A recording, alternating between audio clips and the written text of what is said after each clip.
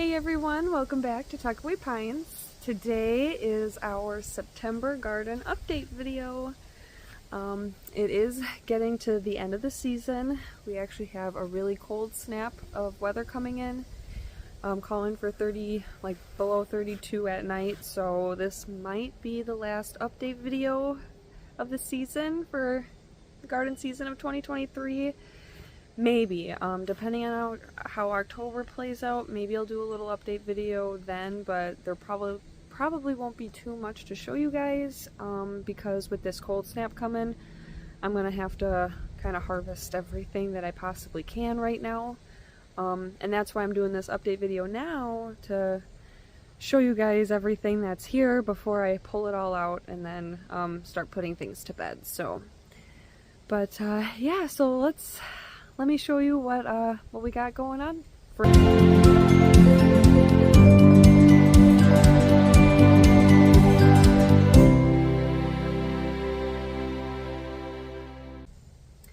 Okay, so here's my green stock.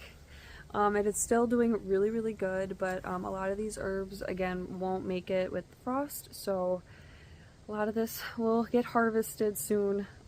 But yeah, I've got plenty of basil growing in, so gonna make tons of pesto out of that because it's a nice hit in the kitchen, so I need to make more. But I hope to dehydrate some of it just to have some on hand, but most of it's gonna go to pesto. I got some dill that I've just let go to flower and seeds, so maybe I'll let that go and see if I can get some seeds from it. I see a couple of them here, so hopefully. If not, then I'll just throw it in the compost. I also have a lot of parsley. The parsley kind of took off a little later than I expected, but it's doing really well, so I'm thinking I'm going to harvest that. I have one in a little pot here up top, so I might keep that as fresh parsley, just put it inside on the windowsill. But the parsley that I have growing down here, it's doing really good, but I might just dehydrate that right away. I've got a lot of stevia I want to dehydrate as well. That's doing really good. It's a nice natural sweetener, a lot stronger and better than sugar. I got some lettuces growing up top, so that's all gonna get harvested. We've really been enjoying the fresh lettuce. It's really nice, and trying to have a lot of fresh salads before we can't, you know, trying to savor that fresh green. So it's gonna be sad when it's time to go. But I have been trying to harvest as much as I can and like preserving it in like the fridge. I'll just keep it in like a sandwich baggie with a damp piece of paper towel so it doesn't go bad or anything, and just keep it in your little vegetable drawer. That's what I do. It seems to be doing pretty good so far, and it lasts for a good few weeks, honestly. So, and again, more basil. I got 3 different varieties, so they're all doing really well. Let's see what else. Oh, I got tons of sage coming in too, so I want to dry a lot of that out. Trying to get a little more creative with the sage. I'm gonna look more into that, and I'll let you guys know before I talk more about that. So, but yeah, so, and then the chives. I have a whole row of chives at the bottom here. You can kind of see right in here. They're actually gonna last throughout the winter. They're pretty hardy as far as like, you know, growing goes. They can handle like extreme droughts, they can handle extreme colds. So honestly, I'm just gonna leave those guys alone. Maybe I'll harvest some of them, but I'm not gonna rip them out or anything. They'll make it through the winter. They're strong perennials, they'll come back. So yeah, I'll just do a little harvest on those guys, probably dehydrate those as well. So I got, you know, some chives on hand. But otherwise, that's pretty much it for the green stock. We recently redid our rock garden here. It was super weedy. It was so overgrown. We actually had a couple trees growing in here, so we had to chop all that down and rip all the rocks out, get all the weeds out, and it was a big project, but it looks so much better now. You guys can see that. And I got my mint growing in the pots around here, some lemon balm, lemon verbena, and I even have rosemary on the other end over there. And I'm pretty sure the mint and the lemon balm are gonna make it. They're pretty hardy that way. I know the mint is for sure. The mint is gonna make it for sure. So I'll just do a nice harvest on those guys and just kind of let them hang out. The rosemary I might bring in as well, like with that parsley, and just kind of have that on the windowsill for fresh picking. And the lemon balm and lemon verbena, I'm not too sure if they'll make it through our winter up here in northern Wisconsin, so I'm gonna end up probably doing a big harvest on those. Maybe the lemon verbena I'll bring in, have that on the windowsill as well. But yeah, probably just do a really big harvest. Call that a day, call that a season, I guess. Not ready for it to get cold, and it's really cloudy today, really windy, and it's actually kind of scattered showers, so not ready for it. And over here by our peppers, this year wasn't a good year for peppers, at least for us in our area, because with just the weather it's been really too cold. But over here I have a variety of bell peppers, supposed to be yellow and orange. There's just a bunch of greens, so I just might have a surplus of green bell peppers. Yeah, it's kind of sad. Maybe next year it'll be different. Also, we did kind of get a late start due to the weather, so that could have been a good factor as in that as well. So, but yeah, those are gonna have to get harvested too soon. And I had a pot of cayenne peppers next to these guys, but I really wanted to get my cayennes to ripen. They weren't ripening, so I brought them over here. Hopefully they'd get more sun, and they really didn't. They're not really ripe. I wanted them primarily for their medicinal benefits. They are really really good to have around just in case for anything serious, major, and all that. But I have a ton of green cayenne, so I'm still going to use them for their medicinal benefits and of course their culinary benefits, but they just probably won't be as potent as like your ripe red cayennes. So yeah, it's kind of a bummer.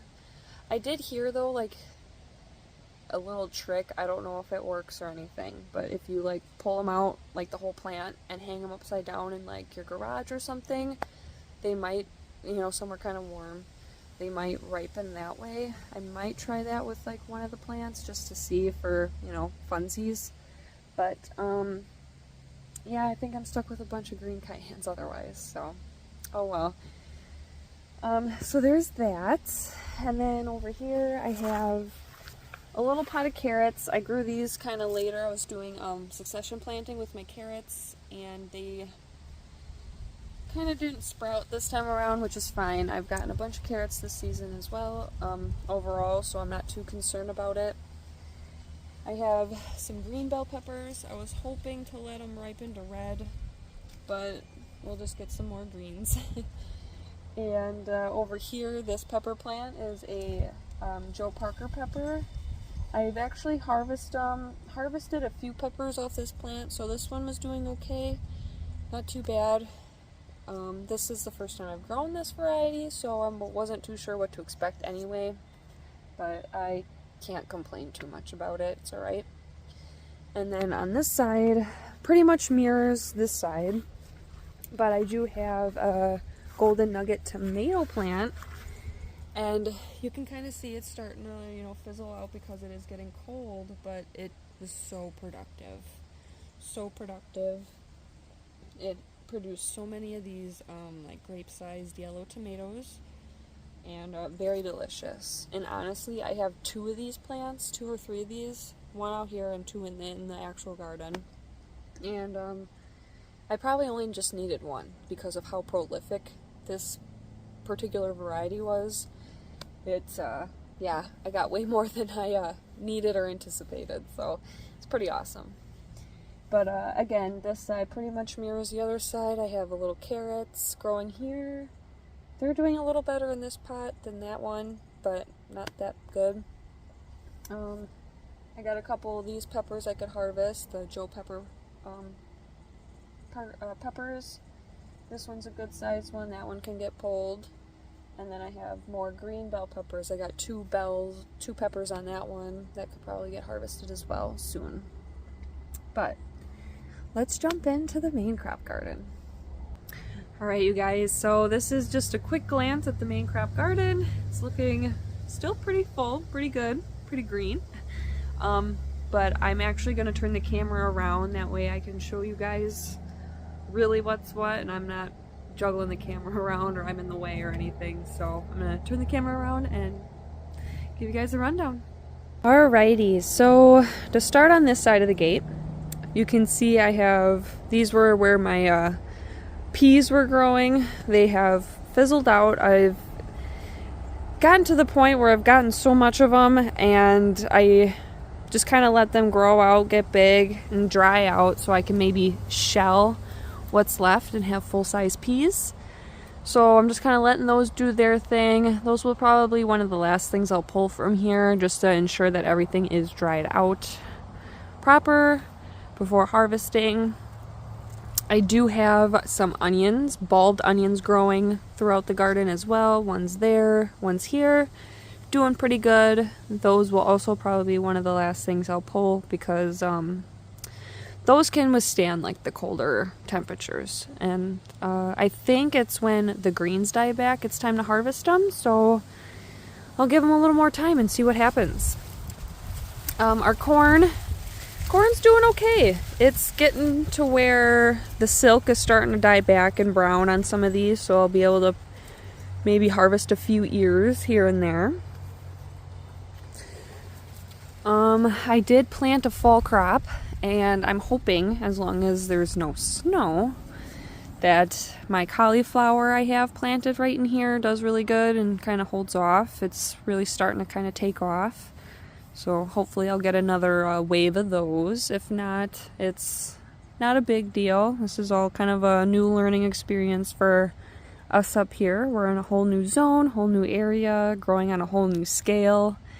And yeah, this is our garden season of 2023, you know, round one. So, and then over here I have my eggplants, which it's actually producing pretty good. I'll have to pull a couple eggplants from it right in there. It took all season. I actually have another one back here, but it's not growing as strong. But it did take these guys quite a while to really get going, get productive. I have some broccoli rabe growing right here. And it's a spring rapini broccoli rabe, actually. I have two plants, one there and one here. This one is actually looks like it's starting to produce a little bit, so that's exciting. And these are cold hardy plants. You know, they're a little more hardy with this colder temperature, so these guys will stay. They won't get pulled right away. And then here's my tomato forest. I have more of the golden nuggets, you can see, and there's just tons that I need to pick. And you can see that there's just so much more because the leaves are starting to die back and reveal everything. I even have tons of tomatoes back in here. Those are all my like little cherry and grape tomatoes. And this is what happens when you don't do proper plant spacing, everybody. You get a little forest. So, but yeah, I have to get in here and pull pretty much everything, all the tomatoes out, whether they're green or red or not. So it'll be an adventure. And then over here I have my larger tomatoes. And let me point this out, which is kind of neat. You can kind of tell what's a indeterminate and what's a determinate. Determinates, they only grow to they only produce fruit to a certain point, and then they start fizzling out. Whereas an indeterminate will just keep going and going and going until the weather says stop, until a freeze catches them or something like that. So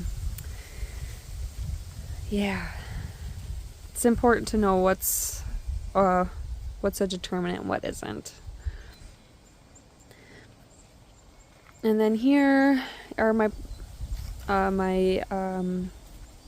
Romanesco. No, this isn't. This is a Calabrese broccoli. I'm sorry, my Calabrese broccoli.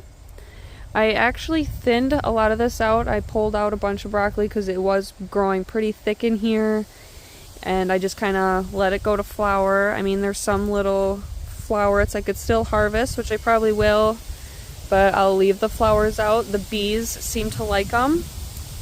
Last minute pollinators. So this is my Romanesco broccoli. This stuff took forever to produce anything, and I had so many more grown in here, and I ended up ripping a lot of it out because it wasn't doing anything, and I kept the ones that seemed to be doing something. And this is what it's looking like. Not really what I expected it to look like, to be honest. So I don't know, maybe it's where I planted it in the garden, and obviously how crowded the garden got. I'm sure it affected it as well. But personally, I wouldn't grow this variety again. It just took up too much space and kind of wasted too much time. So, but that's just me. And then here are some pea plants as well, some flat peas. Those are pretty much on their way out. I haven't picked any peas off these in a while, so those will get pulled. And then I have a variety of beans along these black trellises along the way here, and those are basically on their way out as well. So those are gonna get pulled out here soon. And then on the other side of the garden, this is my this is where the cauliflower was. I harvested all my summer cauliflower, and then I just been putting stuff that I rip out here, just piling it up. So that's just all broken down broccoli plants. And then I have my really beautiful sunflower. It's growing so nice. The bees are loving it. And I noticed some chickadees kind of checking it out today, so it's exciting. Hopefully we'll get some golden finches as well. Here is a variety of carrots I have growing. I'm gonna maybe pull one, just see how well they're doing. They've been in here for a little while, so those might get harvested here soon. I have a cluster of radishes actually growing kind of down the way a little bit towards the onions there. So those have been in here for a couple weeks. Maybe I'll pull one as well just to see how they're doing. Here is a whole horde of cabbage. I still have so much cabbage, and we actually just finished a batch of sauerkraut, and we're planning on making another large batch. So stay tuned for that video, you guys, because I did promise a sauerkraut video, and it's coming your way. So really, it turned out really good. It's a process, but it's worth it. Not intensive, just time consuming, that's all. And then we're obviously going to save some of the smaller heads of cabbage for fresh eating, but a lot of these larger heads and stuff will probably break down for cabbage or sauerkraut. Here's my very big green onions. Those I have been slowly just harvesting here and there as needed, and I might kind of let those hang out as long as possible.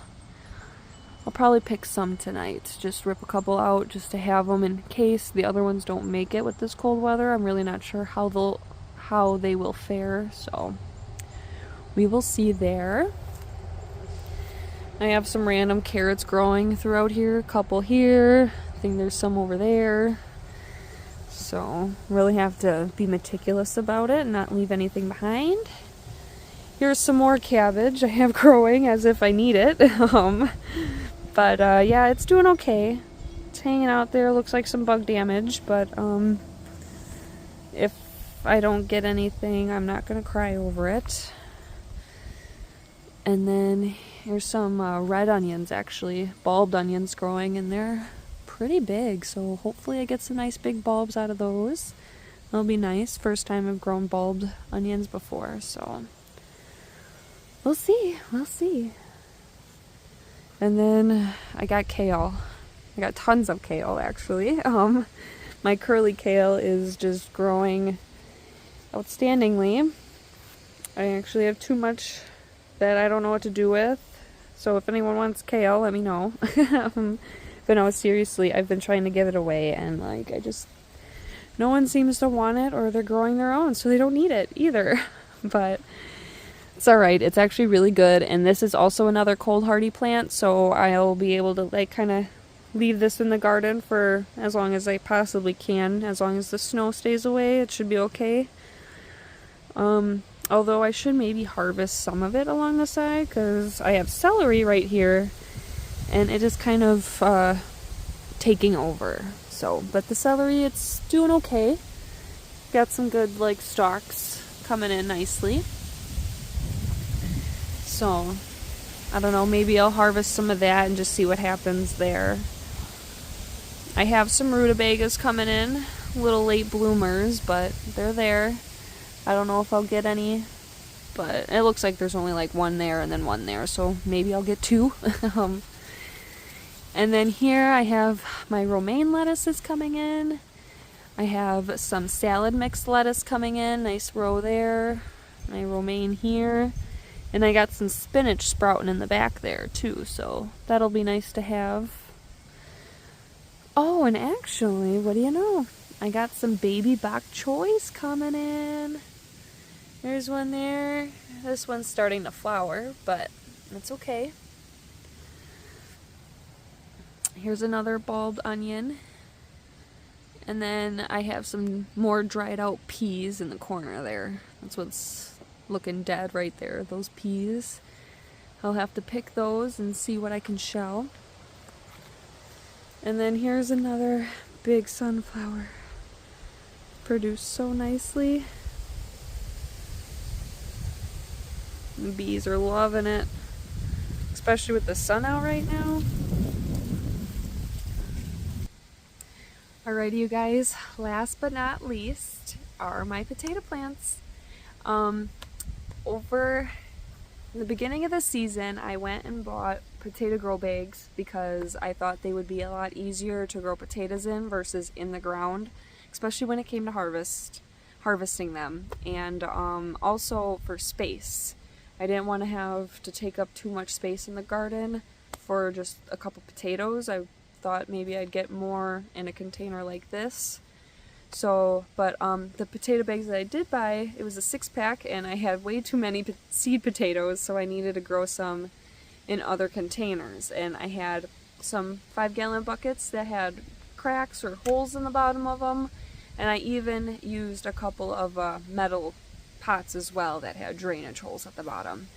And actually, if you guys haven't seen that video, I harvested some of my potatoes already, comparing the potato bag with the plastic bucket with the metal bucket. And so go check that out, and especially if you are considering buying the potato bags and you're not sure on how they'll work or how they'll turn out, because the results that I got definitely solidified that I need to get more potato bags. So go check that video out as well. I'll leave a little link up for you guys for that video.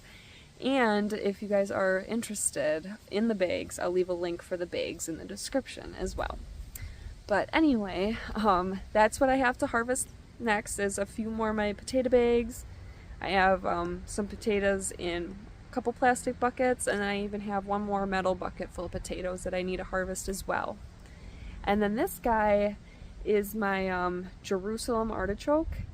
It's like a potato, but it's not. It grows the same way. You would use the tuber as your vegetable and stuff like that. But I was told, because I was gifted this from a friend of mine, she has tons of it, so she gave me a little portion of her bundle, if you will. But she said when the greens die back, that's typically when you harvest it. So I'm gonna kind of take her word on that and just wait for the greens to die back. They're hanging out pretty strong still. So they look a little wilty, but yeah, they're hanging on. So I'm going to let those guys just kind of hang out. But my potato greens, they've died back. So I'm going to have to get in here and pick all those out here. So, but I think that's pretty much it as far as what we're growing for food and stuff like that. And herbs. raspberry patch, the elderberry patch, our apple trees and stuff, they really aren't doing too much. They're more establishing themselves. Same with our asparagus. They're really just establishing themselves right now. So there's not too much to report on them. No production or anything like that. So, but they are looking lively, so that's good. We did lose one apple tree though. I might have mentioned that to you guys in the last garden update video, but yeah, I don't know, just fizzled out on us. So it could have been a couple different things, but we're looking into getting another tree because you have to have two different ones, of course. But so we're looking into get another apple tree this coming up year. So hopefully that one does better. But yeah, that's pretty much it. That's what the garden looks like right now, because if not later today, this weekend, I'm going to jump in there and rip out as much as I possibly can before this cold weather just kind of puts a kibosh on it. So yeah, it was a very fun season, and that'll be another video I actually want to do, is showing you how I'm gonna put my garden to bed over the winter so it stays good and ready for me till next season.